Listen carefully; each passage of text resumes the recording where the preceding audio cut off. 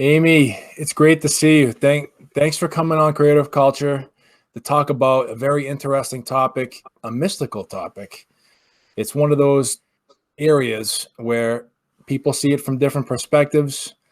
There's a lot of other sub-concepts that roll up into it, and would love to pick your brain, here today to see, given your background and what you do, I'd love to hear about you, what you've been doing, and I guess to start off, and then you brought up some interesting discussion points and some previous conversation together that we'd definitely love to dive into. But first, welcome, thank you, and can you tell us some stuff about yourself, Amy, before we jump into Sure. this topic and why you're passionate about this topic? Yeah, so it's awesome to be here today with a fellow Eagle. So I haven't seen and really spoken with you at length since we graduated from Boston College. So it was fun being able to be a Division I athlete there. And I think that really set the tone for how I wanted to live my life. I distinctly remember sitting on the bus after we were unfortunately defeated in the Big East tournament.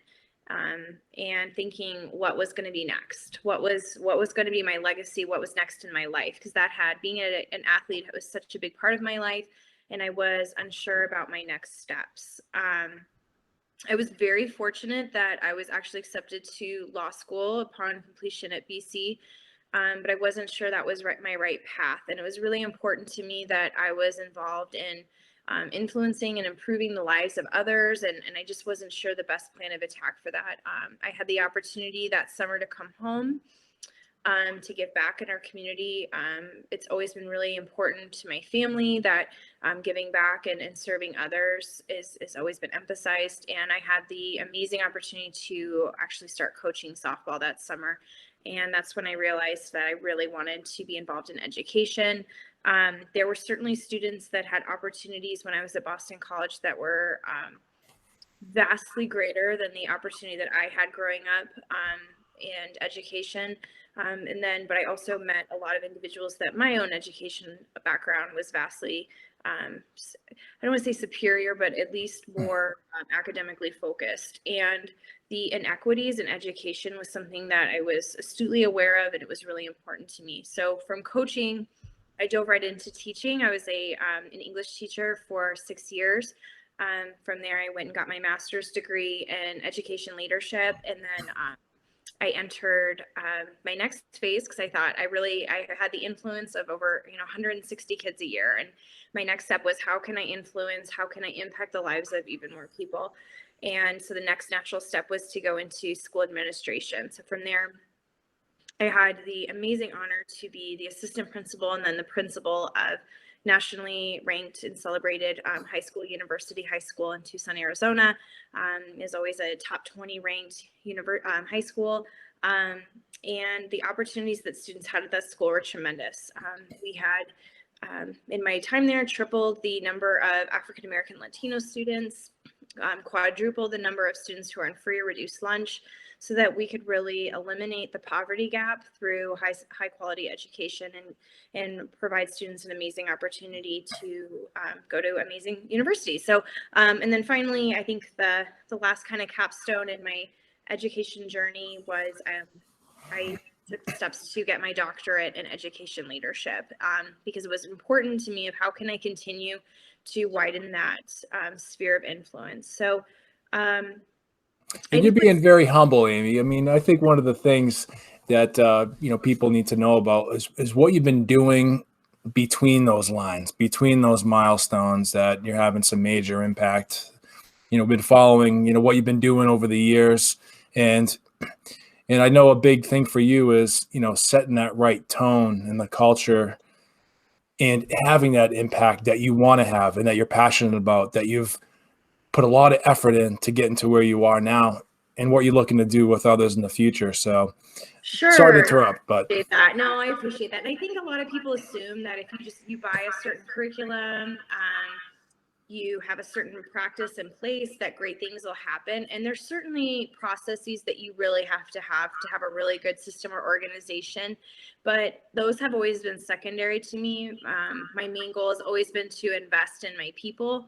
Our joke has always been, people over props, people over process, because if you have outstanding people in your organization, then your organization is going to be successful. And really the impact that I've always wanted to make was finding the best people that I possibly could. I've always had the motto that I want to be the least talented person in my organization. I always want to find people who are more knowledgeable in certain areas, have experiences that I've never had, because ultimately that's going to make our organization better. And I think as a leader, what my job is to really provide the structures and the opportunities so that amazing people can be left essentially to their own devices to do an outstanding job. And that my job is to eliminate barriers, and my job is to support and validate those efforts, which I think is really important. I've really tried to adopt a transformational leadership model where I'm providing the resources so that my community and my employees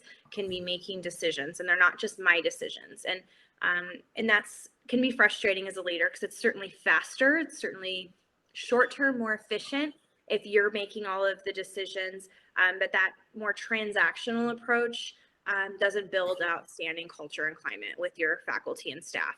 It's really important in your community, if you really want your employees and the other constituent groups that make up your organization to feel valued, to feel vested, and to feel like it's really their organization and they're not just employees of the organization. They have to have some say.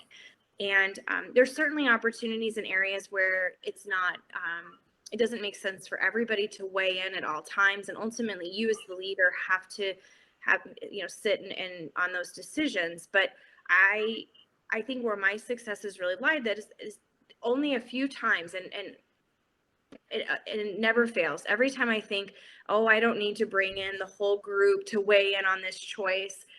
Every time I think that and I play that light, it bites me. And because you really want to set up a culture where your community trusts you as a leader, and if they know that you're going to come to them for their opinion, for their insight, you're going to ask them to also help co-lead these initiatives, then they own it as well. And then it's not just you pushing this agenda. This is really an idea, a value that your entire organization likes. And then truthfully, the few times that you might have to just make that call as a leader, because sometimes you do, and that's not always fun, because it's always a lot better when you can involve everyone. But I think then you can go back to your groups, your leadership councils, your department heads, or whoever you break up those conversations with. If you can tell them, hey guys, I have to make this decision on my own. I just want to give you a heads up. This isn't coming out of nowhere. They tend to then value when you have to make those hard choices as a leader, because they know that 9 times out of 10 that you're really coming to them for their opinion and their insight. And then I have found that they trust you when you have to just make that managerial executive decision. Well, Amy, you brought up a lot of really interesting topics, and a lot of things roll up into this thing we call culture, which is, again, it's a mystical in a sort of sense. There's a lot of things that roll up. One of the things you brought up was trust. One of the things you brought up was leadership. Another thing you mentioned was influence. And, an approach that you mentioned was about people over process. I was wondering if we could hone in on that one in particular, unpack it a little bit, and maybe you can give me an example of where that really applied and worked out for you. And really, what does that mean? Sure. So I think in education, there's always that next hot initiative, and I'm sure that is common in other industries as well. Of like, this is the next big thing. This is what's happening, and I think that people get really tired of the next big thing. They get tired of an initiative because they wonder, how long is this going to last? How long should I buy into this idea? Right. What I've really found is that if we're a values-based organization rather than kind of an initiatives-based organization, your values are going to test time. And that's what's really important, is that your values should be able to pass that test of time. And so in education, for example, I would say state testing and accountability assessments is always a big thing. And there's a lot of approaches that you can do for that. There's some schools that have decided to have a real transcribed curriculum and tell teachers, you're going to teach this on this day. at this time. And you don't need good teachers if you're going to do that. You don't need, creative employees that want to be innovative if you're going to do that. And I always like to say, if your employees could be YouTube videos, then why do we have employees? Why do we have people if they can be replaced by a video online? And what we've really looked at always is like, what are our values? What are our expectations? And how do we trust people? How do we trust that we hired the best people imaginable for this position? And how do we involve them in solving these problems, as opposed to investing in a really expensive curriculum or a really expensive professional development that's just not going to sit and support our core values. And I've been to some trainings that are amazing, but they don't necessarily support the values that we have in our organization and that culture. And so when you bring in those extra ideas and those external viewpoints, then you're also second guessing, and you're showing your community that you don't trust them to solve the problem. And so what I've always found is that before we look at external opportunities, whether it's a curriculum, whether it's a training, whether it's an initiative, is that we talk to our people first and say, what do we already know? What do we value about this? What do we don't know? And so that we can really tailor and design opportunities to support our community, versus bringing someone in that shows, and that when you bring someone in without talking to your community, it shows that you don't necessarily trust their experiences, and that you want to know their experiences. Because truthfully, I think sometimes the best training and professional development comes from within your community, and asking people, what do you want to learn? And then what are you willing to bring back to our community so that people can learn from you? Because that's top-down initiatives just don't work. And it doesn't matter what kind of level of trust I build with my community, they're not going to be well received. They're going to be really well received though when they come from within and they really defend that value. Well, that's very interesting. So and correct me if I'm wrong, I just, to kind of recap that point, the process that you refer to was, maybe a new curriculum, like the process to get to the process that the curriculum offers. But does it match up to the values? Does it match up to what people expect, which is, your staff, yourself, your peers, and so forth? And have the voices been heard, to get that feedback to ensure that it does match up? Because we could have assumptions, but it may not be always, correct. But getting that buy-in and that information from people, therefore, I think I'm catching what you're saying is, people first before that process can get you that sustainable, bought into, high performance system, so to speak. And then maybe processes can help tweak that. But did I capture that? Yeah, I think so. I mean, I made another example is I changed schools. So I was in a really large school district, over 100 schools for those 9 years when I was at that school. And I had an opportunity, again, this is a people move, to move school districts to a much smaller district, in a very different type of high school. But I made that decision to move because the superintendent that I wanted to work with, and that I wanted to be mentored, and I wanted to grow. And so when I described that to my whole community, saying like, look, I'm not leaving because I don't believe in what we do. It's that I want someone to guide and work with me. And as much as I think it's important that I provide that to my employees, I wanted to model for them that I need that too as a leader, so that I'm always growing and learning. But accepting a new job in the middle of a global pandemic presented challenges where I'm asking people right away, I need you to trust me. I've had zero time to build relationships with you. I've had zero time for me to prove to you that I have your best intentions. And so I had to show them right away that I value you and who you are and your experiences, regardless of what I know about you as a teacher, what I know about you as a professional. It's just I value you though as a human. And in order for us to get on board, I need to know about what cultures exists, what process exists, what are the values, so that when we were creating strategic plan to get through a pandemic, but also not just to survive a pandemic, but to come out better than the school ever was at the end of a pandemic. It required a lot of trust.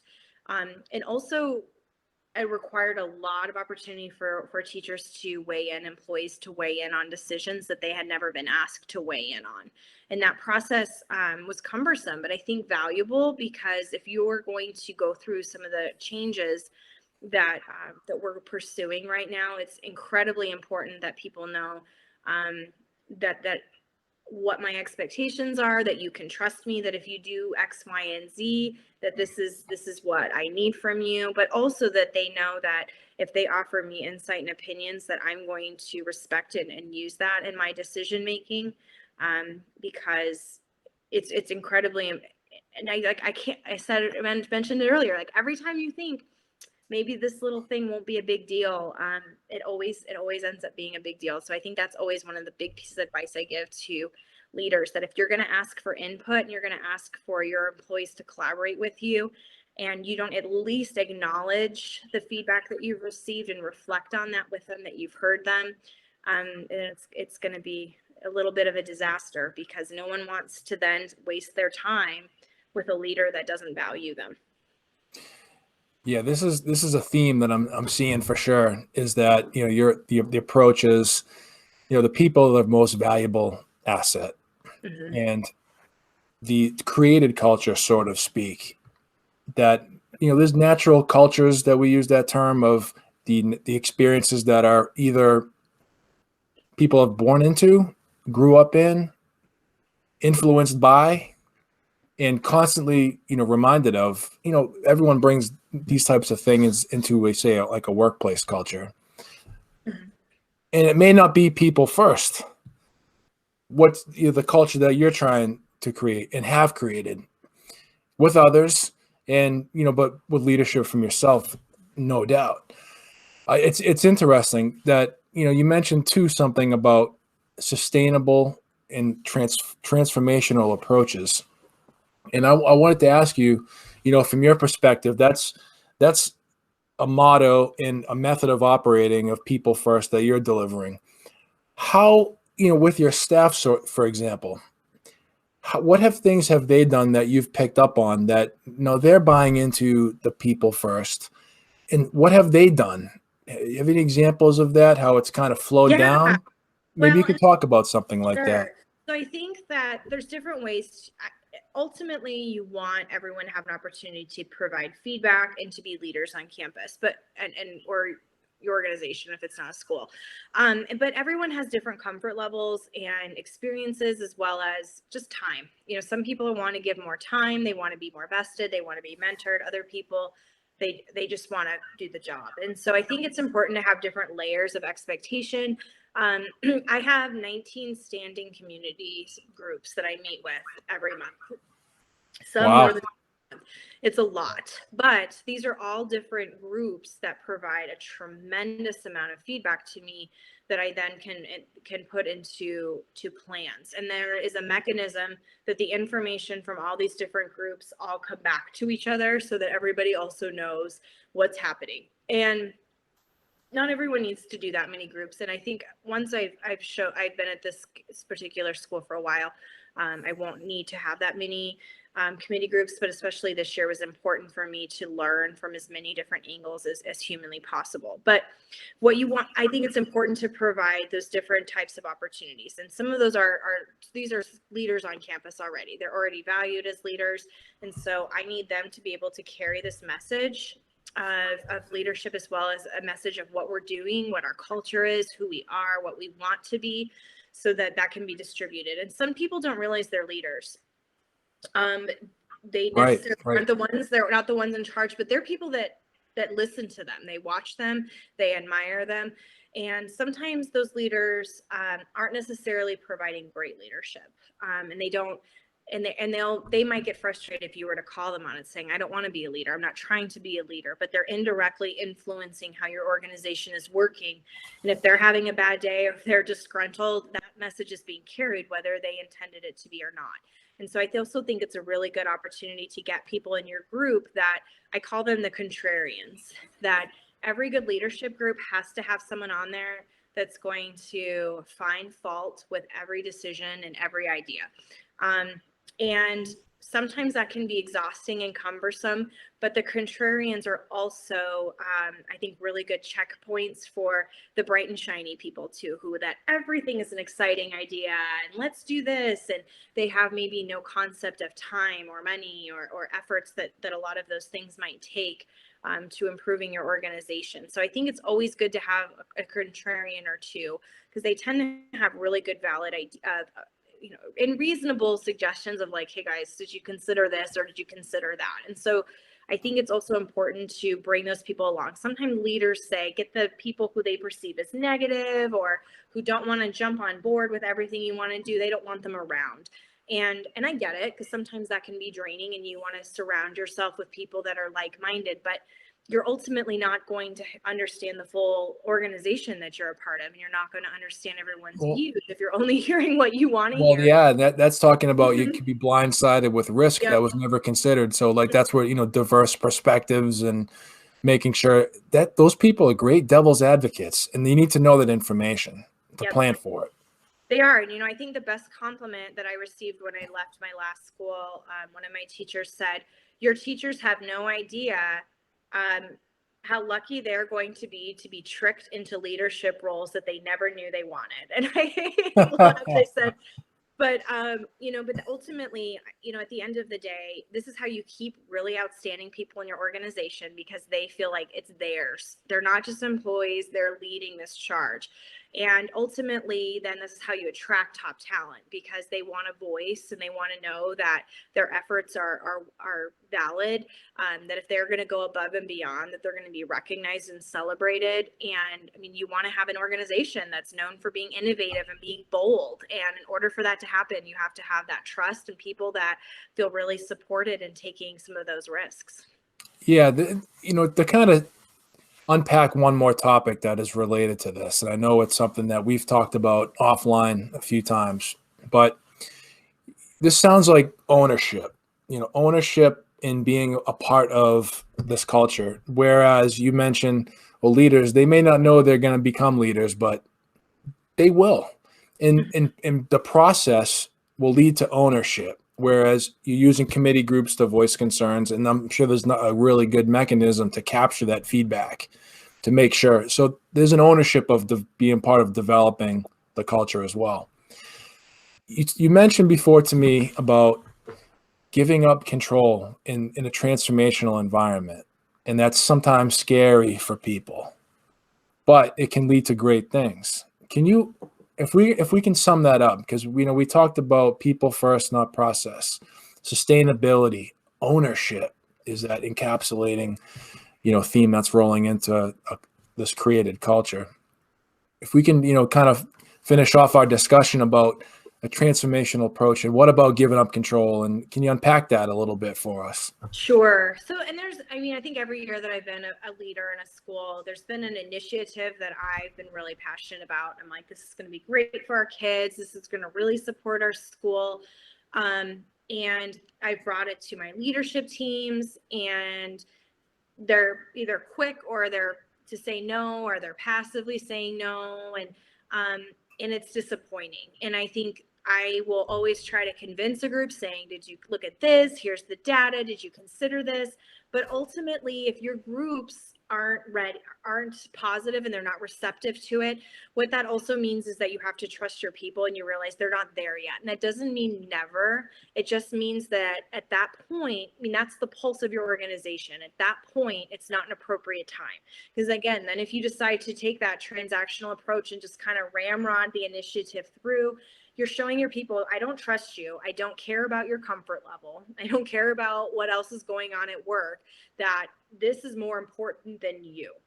And you can't do that, because it's going to fail. Because ultimately, I'm guessing just about every single time when you're going to push something through, you're going to need all those people in your organization to carry that message. And it's not going to be done with authenticity. So, that's happened in the past when we've looked at certain curriculum changes or structures in our school that we wanted to do, or ways that we were going to support students or teachers.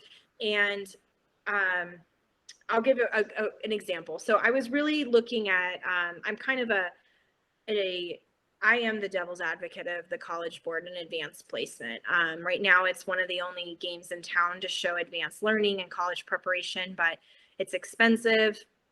There's some flaws with the curriculum, and you're kind of at the mercy of the College Board. And so we've been really the last school I was at and this school too, looking for more opportunities for dual enrollment, because you can collaborate with universities and you're not tied to a test. You have more opportunities for deeper learning. So with that being said, we were trying to move away from advanced placement English for our seniors and move entirely to college writing. And our community of teachers they didn't get it. They didn't like it. Only 1 or 2 teachers had this special degree to teach it. They felt like, I don't like this. It's uncomfortable. And as frustrating and disappointing as it was, because I think our kids were excited, our parents were excited, we had to table it. Flash forward 18 months later, a teacher came forward and said, I think this would be a great idea. And so then you're like, fantastic. Like, I think that you have a great idea. And so sometimes it just takes time to let those ideas seep and people to see kind of how they will respond. There's other times where maybe that idea doesn't come back in its original form at all. But ultimately, it didn't matter how badly I wanted it or how important I thought it was for our particular community. If the people who actually had to implement it were not ready and didn't feel supported or excited about it, it was going to fail. And I could have forced those teachers and said, you're going to teach this anyway. But the message that the kids would have received either directly or indirectly was, my teacher doesn't like to teach this. They don't feel comfortable teaching it. Why do we have to have this new curriculum?